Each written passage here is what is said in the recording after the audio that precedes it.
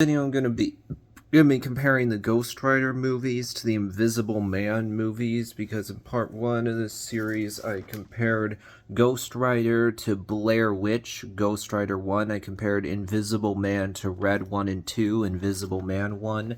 When you look at highest score for each franchise, neither of the Ghost Rider movies are fresh on Rotten Tomatoes. The highest score is literally only 28% for the 2007 movie, whereas when you look at Invisible Man, the original movie black and white one from 1933 has a 95%. When you look at lowest score, Ghost Rider 2 Spirit of Vengeance has an 18%, whereas when you look at Invisible Man, out of 7 movies, 6 of them are fresh on Rotten Tomatoes. One of them is not, that being Invisible Man's Revenge with only a 40%. When you look at average score with Ghost Rider, you only have an average of 23, whereas with Invisible Man, you have an average of 75. When you look at gap between lowest and highest score in the case of Ghost Rider, gap of only 10%. When you're talking about Invisible Man, you got a gap of 45%. 55%. So Invisible Man is won 3 of the rounds. Ghost Rider has only won 1 of them, and thus Invisible Man will be winning no matter what.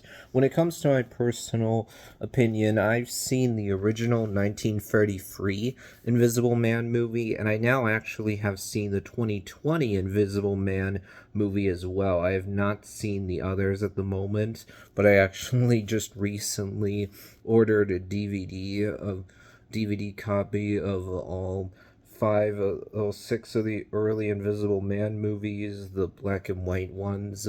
Ordered a DVD box set from Amazon containing all the old Invisible Man movies. So I'm going to watch them at some point for sure. I just haven't gone around to it yet. I have seen both Ghost Rider movies. I think that the first Ghost Rider movie from 2007 is okay. I think that Nicolas Cage is rather memorable. He tends to chew the scenery pretty well. I think Ghost Rider is an example of that. I like the fact this is a different kind of comic book movie, that it's more like a horror film, so it's not as much for families as like an MCU film. I like the way that the Ghost Rider actually looks in this movie. I mean, I think the story here overall works, like the acting, but when it comes to Ghost Rider 2 Spirit of Vengeance, I think this film isn't as good as the first one, mainly because you feel like the movie isn't sure whether it wants to be a more dramatic character piece or if it wants to be a silly movie, because parts of it are definitely more dramatic, and then you have Ghost Rider peeing flame.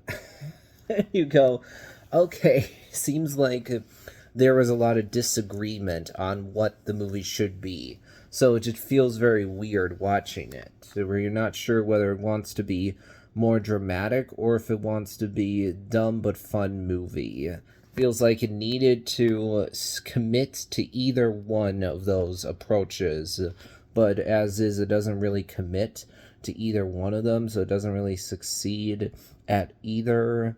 So I would definitely choose Invisible Man franchise. The 2 Invisible Man movies that I actually have seen are ones I really enjoy. I think that the 2020 movie is really effective. I like the fact that this movie doesn't start off with the sci-fi element of someone being invisible. It starts off with something that's relatable to a lot of people. It starts off with you just watching this lady trying to get away from an abusive boyfriend. Do we see her try to escape, and it's actually terrifying. You're on the edge of your seat, like, oh, is she going to be able to do it? Is she going to be able to escape? Oh no, the dog. Oh no, the alarm. The idea that you have someone who's trying to get away from a narcissistic sociopath is relatable, and therefore, especially for someone who's either experienced this themselves or knows someone who has, it's like, oh yeah, that is exactly what it's like. I think it makes sense that we see this lady, after she escapes, goes to friends to try to feel safe, and we see her try to live a normal life again, but then weird things start to happen, which make her feel like she isn't safe, and then things get crazier and crazier from there. And later on in the movie, we do get into the sci-fi side of the story with a guy who's wearing a costume that lets him be invisible. That, of course, just makes things all the more scary.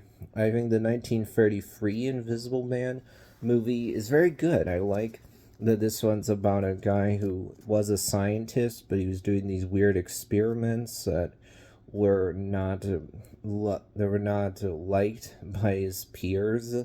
So he was ostracized for that reason. What he was doing was frowned upon, and then we see him go to this place to try to do more experiments, but then he ends up actually going on this rampage, but killed by the he is killed by the end of this movie. And you got 5 other black and white Invisible Man movies I haven't actually seen yet, but I definitely want to watch them. I know that for sure. I just was definitely bummed out when I saw that. Oh, wait, almost all these Invisible Man movies are not available on YouTube or on streaming. Oh, that sucks. Okay, I have to get a DVD box set in order to watch them.